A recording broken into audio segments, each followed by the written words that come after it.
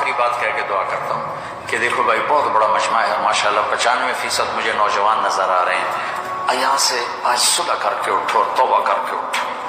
اللہ سے مانگو کہ آج ہم توبہ کر کے اٹھیں، کہ توبہ ایک ایسا عمل ہے جو پچھلے سارے گناہ دھو دیتا ہے، سارے دھونے دھو دیتا ہے، سارے گناہ معاف کر دیتا ہے.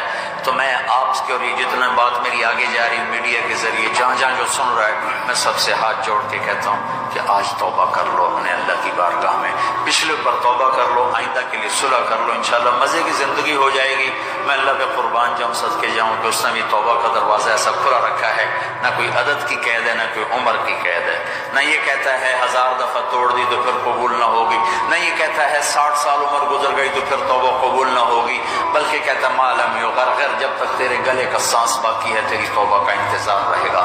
اور پھر ساتھ یہ کہتا ہے کہ تو اتنے گناہ کر کے زمین سے اٹھا کر آسمان کی چھت کو لگا دے، پھر ایک دفعہ کہہ دے یا اللہ معاف کر تو میں سارے ہی معاف کر دوں گا، ولا ابالی، مجھے پرواہ بھی نہیں ہوتی، پرواہ بھی نہیں ہوتی. میرا ایک شاگرد ہے کراچی میں، اس کے مسجد کے ساتھ ایک عورت تھی، وہ لڑکیاں سپلائی کرتی تھی. کس قدر بدترین کام. اس نے، میرے شاگرد نے اس عورت کے بیٹے سے دوستی لگائی اور اس کو میرے بیان کی کیسٹ دے دی. اس نے کہا یہ سن لیں. اس نے گھر میں جا کے لگا لی. اس کی ماں کام کرتے ہوئے چلتے پھرتے سن رہی، کانوں میں آواز پڑ رہی. تھوڑی دیر کے بعد وہ آ گئی، کہنے لگی مجھے بھی سنا. تو اس نے سنی، پھر کہنے لگی دوبارہ سن، پھر دوبارہ سن، پھر کہنے لگی ایک دفعہ اور سنا، پھر ایک دفعہ اور سنا. کہنے لگے یہ کون ہے؟ تو پتہ نہیں کون ہے. کہ کس نے دی؟ کہ یہ مولوی صاحب جو مسجد کا اس نے دی. تو اس نے بیٹے کو لیا اور مسجد کے دروازے پر آ گئی. لوگ تراویح پڑھ کے نکل رہے تھے. انہوں نے کہا میں یہاں کے امام سے ملنا چاہتی ہوں. تو آ گیا، امجد نام ہے اس کا. کہا مولوی صاحب یہ کیسٹ آپ نے دی ہے؟ کہا جی. یہ کون ہے؟ کہ میرا استاد ہے. کیا نام ہے؟ طارق جمیل. کہا اس نے کہا ہے کہ جتنے بھی گناہ کرو توبہ کرو تو قبول ہو جاتی ہے، تو میری توبہ قبول ہو سکتی ہے؟ تمہیں تو پتہ میں کیا کرتی ہوں. کہاں بی بی توبہ تو سب کی قبول ہے. کہ اچھا پھر میں تمہیں گواہ بناتی ہوں، میری توبہ، میری توبہ.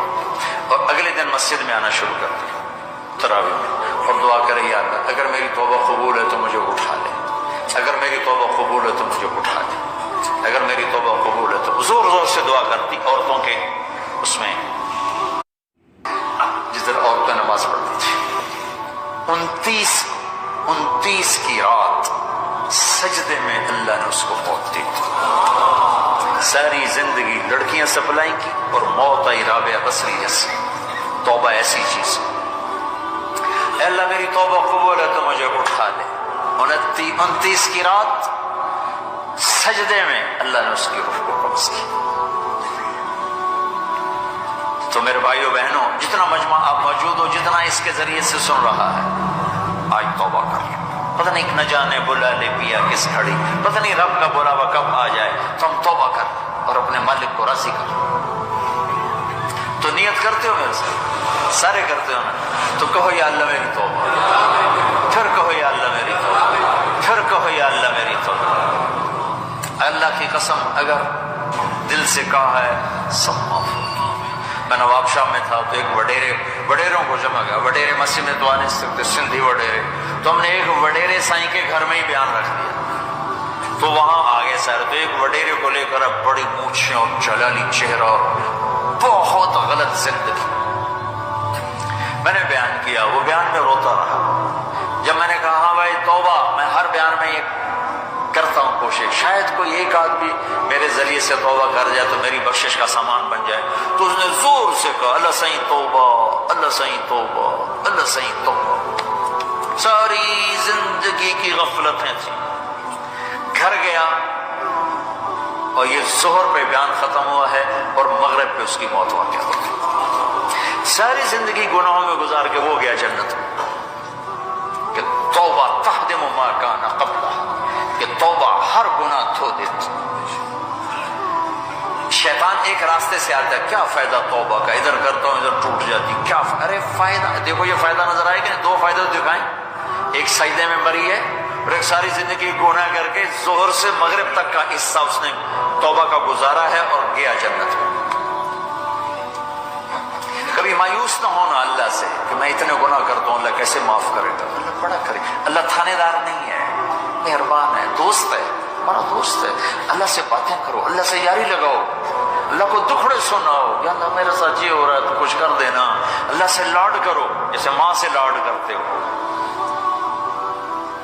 اللہ تو پیار کی چیز ہے نا کہ ڈرنے کی، ہاں ڈرنا ہے اپنے گناہوں کی وجہ سے، لیکن پیار غالب ہو، محبت غالب ہو۔ وہ نہیں تھا چرواہا موسیٰ علیہ السلام نے سنا، کہہ رہا اللہ سیاں تو آویں تیری جوہاں کٹاں، تین تیل لاواں، تین کنگھی کراں، تین روٹی کھواواں، تین دودھ پواواں، یہ اللہ سے باتیں کر رہا۔ تو موسیٰ علیہ السلام نے اس کو ڈاؤٹ، بدبخت یہ کیا کہہ رہا ہے؟ کہہ رہا ہے یا اللہ تو میرے پاس آ، میں تمہیں تیل لگاؤں، تیری جوئیں نکالوں، تیری کنگھی کروں، تجھے بکری کا دودھ پلاؤں۔ تو وہ تو بیچارہ ڈر کے رونے بیٹھ گیا۔ جب موسیٰ علیہ السلام طور پر آئے تو موسیٰ علیہ السلام سے اللہ نے کہا موسیٰ تم نے تو میرا یار ہی مجھ سے دور کر دی، مجھے تو اس کی باتیں بڑی اچھی لگتی تھی، تو نہیں یہ کیا جا اس کو خوش کر کے جیسے ناراض کر کے آئے۔ چلو اس روایت میں تو کوئی اونچ نیچ ہو سکتی ہے، کچی پکی بات ہو سکتی ہے، لیکن میرے نبی کی صحیح حدیث بتا رہا ہوں۔ میرے نبی مسجد میں صحابہ ہنس رہے تھے تو آپ نے فرمایا جو میں جانتا ہوں تم جانو تو تمہارا ہنسنا بند ہو جائے، رونا زیادہ ہو جائے۔ تو سب صحابہ نے زاروں قطار رونا شروع کر دیا۔ آپ یہ کہہ کر واپس مڑے، دروازے تک نہیں پہنچے تھے کہ جبریل آ گئے کہ میرے محبوب تو نے میرے بندوں کو اتنا زیادہ ڈرا دیا مجھ سے، جا واپس جا، جیسے رولایا ہے ایسے ہی ہنسا کے آ۔